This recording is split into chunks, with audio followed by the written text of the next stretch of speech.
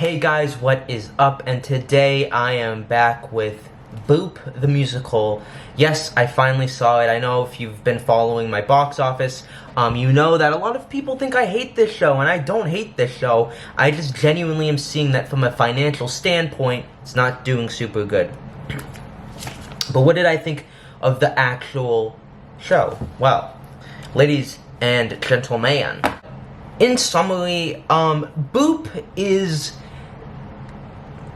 everything that is wrong with Broadway in the modern day, and in many ways it is really bad. So bad, in fact, that people in my audience were laughing not at the show because they thought, oh, this is funny, but because, oh my god, this is so bad.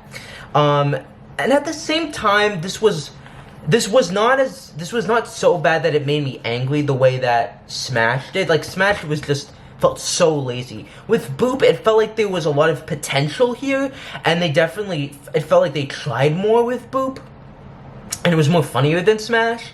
And it did have something to say in it, you know, and it did have somewhat memorable music that was better than I expected, and it had some nice moments in it, and you could see where they were going with it, but ultimately the show, it just felt like I was watching an amusement park show. It felt like something you'd see, like a Disney on Ice show. And I luckily paid very little to see this. Had a very good seat, though. That was my view of the stage. But maybe the Broadhurst just has really great angles. Very good seats, though. My first time being in that theater. But anyways, I feel like this show, it just felt like again, all of the characters. I mean, I know Boop is animated. I get all of that. But hey, Barbie is a good example where it didn't feel like you were watching like a kid's cartoon Little Kitty show, and that's what this felt like. Again, the actors were putting their all into it. Jasmine, Amy Rogers, and Angelica Hale, and the entire cast are all doing a phenomenal job. They have great voices, they have great singing, they're putting their all into it. You know, the sets, the lights, the costumes, you know, the choreography, the costumes, like every part of this was very well done. This was a very well done show, and I don't want to give any like hate to that, because listen, I am gonna go in on this show hard, but I want to give credit and respect to what I think worked, because even Smash, people put their time and effort into it, maybe not so much on the book part, but they put stuff into it, and I want to give credit and say, hey, the actors, you're not the problem, you're not the issue.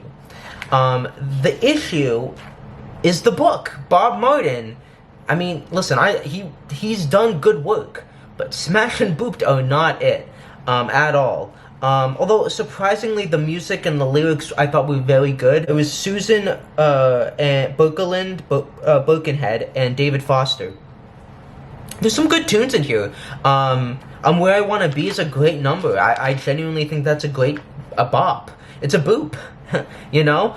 And yeah, so again, there are positive things to say about this, but it just felt like I was watching a theme park show, and I ultimately understand why it's not doing so well, and it is cotton candy, mindless, brainless entertainment, which is something that I like. You could call Death Becomes Her that, but there has to be some level of substance, or there has to be a level of caring about these characters, and you can use cliches and tropes in new and creative ways. Like, the Barbie movie is not a super original movie, but you care about those characters, you enjoy that show, you enjoy the movie, you get invested in everything, and Boop just doesn't do that at all. So the show starts off with Grandpa and the dog making a pre-show announcement, and you know when you see something, and you just get really cringy, and you feel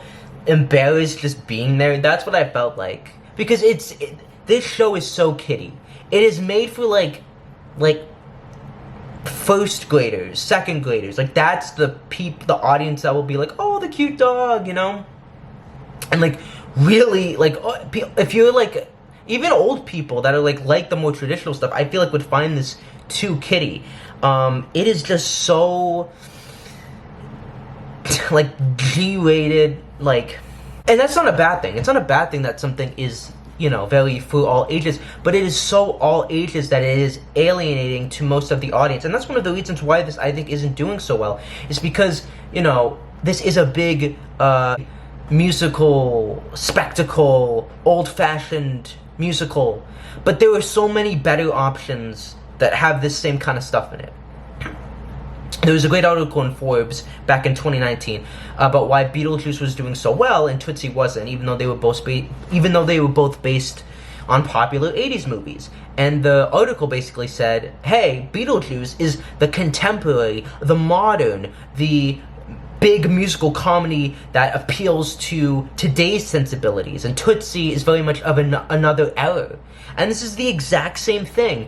Like, this show was there's some shows that are ahead of its time. This show was after its time, like way after its time. Like, if this show came out when Boop, the character, was at the peak of its existence, then it would be doing great. Even if it came out like in the early 2000s, I feel like in the producer's era, I feel like it would have done slightly better. I don't know if it would have, lasted 10 years, but I think it would have done better. But audiences' sensibilities, what they find funny, what they find appealing, has changed, and this show just screamed of an old sensibility. And a lot of that has to do with the fact that it takes place. Listen, in terms of being true to the form of Boop, it's very, you have to admire it, because it is very much set in that, I think it was the 1920s, 30s era of comedy and the way of talking, and very true to the characters and to all of that stuff. Like, it's not like it's inauthentic in that way, but I just think it's so dated that I couldn't really get into it, and I feel like a lot of the audience around me couldn't get into it. It was very interesting because I think they had a school group that was taking up a lot of the mezzanine, right? And these kids hated the show. I mean, they were ridiculing it, they were mocking it. One of them left with their parents. I don't know if they were part of the school group, and then another one of them just fell asleep. And these kids, right, are like 4th, 5th, 6th grade. I don't know how old they were, but these are the kinds of people that, if you took them to see a proper show, even Hamilton, you want these audience members, these young theater goers, to love theater, and they're seeing junk like this, and it's reinforcing what people that hate musicals think about musicals, And, you took those kids to see, I don't know if they would love maybe Happy Ending and Dead Outlaw, but they probably would appreciate it more and get a little bit more into it, or feel like, wow, this is what theater can be, than Boop. Boop is very much reinforcing what a musical is to the traditional person, people that hate musicals would hate Boop. I even was like, oh my god, they're gonna sing again. And I love musicals, and I was loathing when they were gonna sing again, because it was so obvious. It was so just yeah, it was, I guess, obvious. It was just so obvious. But anyways, I really do think that the reason why this show is not working, it's not making money at the box office, is because it is dated. It is dated, and people that are wanting to see musicals, I think people aren't going to be like, you gotta see Boop, or this is the thing. They would much rather see Death Becomes Her, or even Smash, to an extent, I think appeals more to people, and is something that people would go to more than Boop. And that's clear through the box office, even though Smash is a very niche property, and not a lot of people know it. It's making almost $1 million a week. It's successful financially. And yeah, I think just seeing the show really helped me understand why it's not appealing to people. And I think it's just purely because the product is just not at this time, and it's just turns people off. But people are like, yeah, I don't need to see this. This is the kind of show that, again, is it worth paying Broadway prices? It's not. And I think that's what audiences are walking away from. Young kids are gonna like this, but it's so long, too. It's it's a long show that, even a young kid, I feel would be a bit what is this, So this show really isn't for anyone, in my opinion. It was so cartoonish in the acting that they didn't feel like people. It was the exact same problem as Smash. I could not invest in the story. Now, to be fair, the characters were more likable, the comedy was better, and you could kind of forgive it because it was based off of a cartoon, and, you know, it was very true to the Boop form and to old cartoons, so you kind of were like, this is kind of the universe that we are in. So I forgave it a lot more. But that was just the main issue. It's just a lot of screaming and, you know, they just didn't feel like characters. It really felt like a theme park show, like something you see on a cruise line, and that's not what audiences want to see on Broadway. That's not what I want to see personally. You know, I think when I actually think of Boop as a concept, it could actually make a very interesting musical. But they went with the blandest, safest, most, you know, generic version of it. I was watching an interview with Bob Martin, and they said that they were like trying to tone down the politics so they didn't alienate anyone, and how you had people like Jason Robert Brown potentially gonna do this, and it just kind of goes to show, and this kind of almost fits perfectly, and I can't believe I'm gonna say this, people are gonna hate me, this is a perfect show for Trump's America, because it is not very political. Well, actually, there's one thing, but it is very safe, it is very commercial, it is very middle of the road, it's not very offensive to anyone, it's gaudy spectacle, and it kind of doesn't do anything really. But anyways, to kind of go through the show, I'm not going to explain the plot, but the opening number, A Little Versatility, Ordinary Day, In Color, Get Her Back. Get Her Back was actually a banger number. Like, Grampy had some good tunes. Those were great numbers. I really was like, oh wow, like, I'm not a huge fan of the book scenes, but the music is very catchy, the lyrics are good, the dancing is spectacular. You know, I normally don't like projections, but they actually use projections in a way that was pivotal to the story, and I feel like is the few times in recent modern Broadway history where I'm like, the projections actually, I think, are vital to the show, and I think if you had traditional sets, it would kind of not work. Portrait of Betty, Sunlight, Dwayne, My New York, A Cure for Love, Where I Want to Be. Oh yeah, Where I Want to Be. Here's the thing. A lot of the numbers I kind of don't really remember. I mean, there's a number of her in Comic-Con and everything. But Where I Want to Be is where I feel like the show could have been. Because that's like an electrifying number. The choreography, the music, it got the most applause. I'll be honest, the people liked the show around me. But at the same time, the applause was very tepid. It was a lot of... And then Where I Want to Be was like... Yeah! You know? Like, and the thing is all of these numbers start to get very tiresome. Not as much as other musical comedies, because I think the writing is stronger.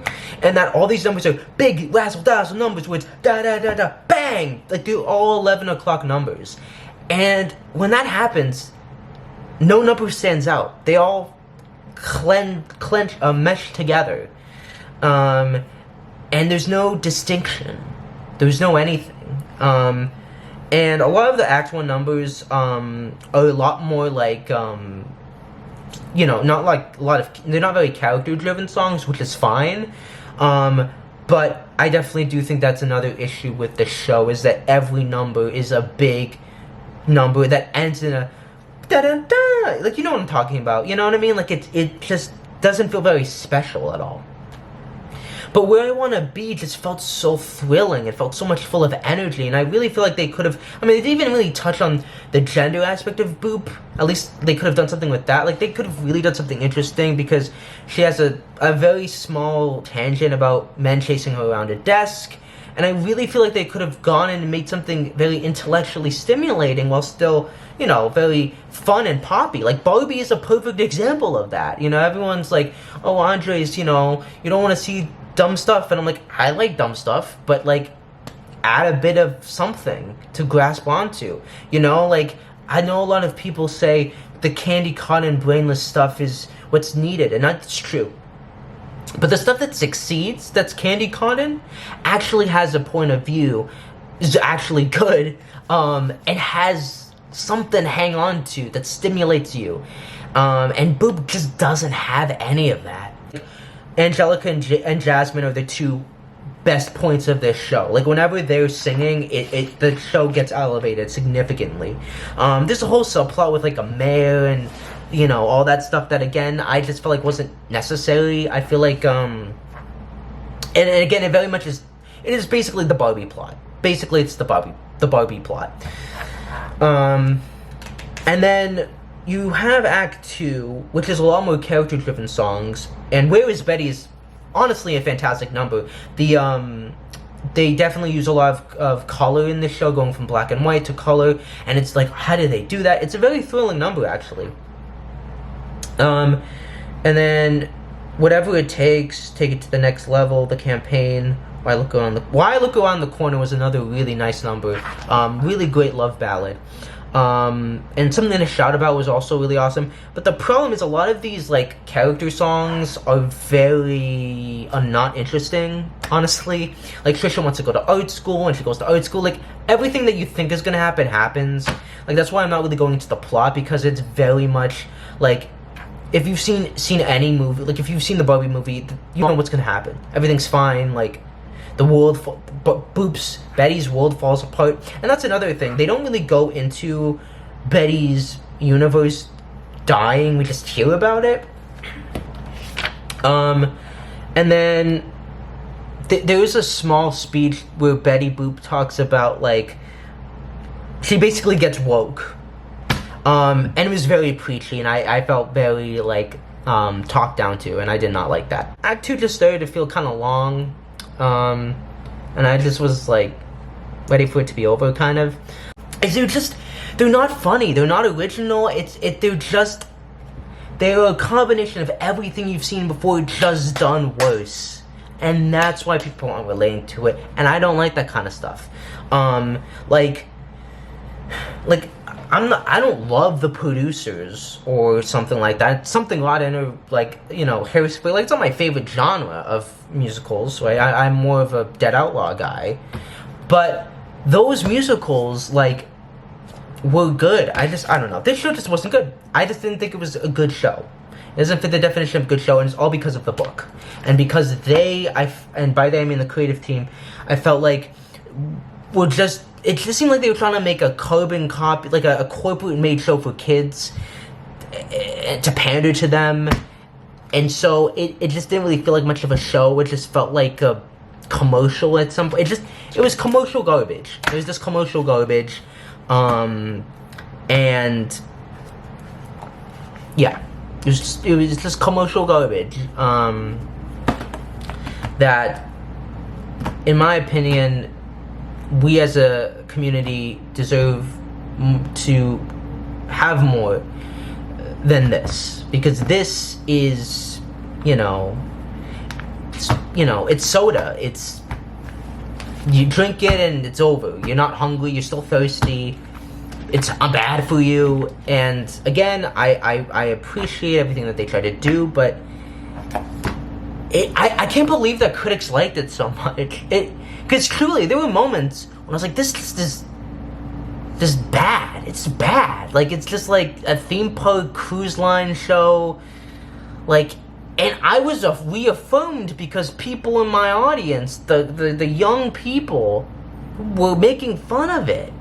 Because it's almost like Star Kid. I don't know if you know that, but it felt like at times like the shows that Spamalot makes fun of, or like this show, if it didn't take itself so seriously, could actually be something good, or where I could see it being something where like it takes on a cult following and that it's so bad that it's good, because I was like, wow, they're really just talking this straight. But you know what? They're making choices. I gotta admit, it was interesting. I've rambled for too long. Don't see it.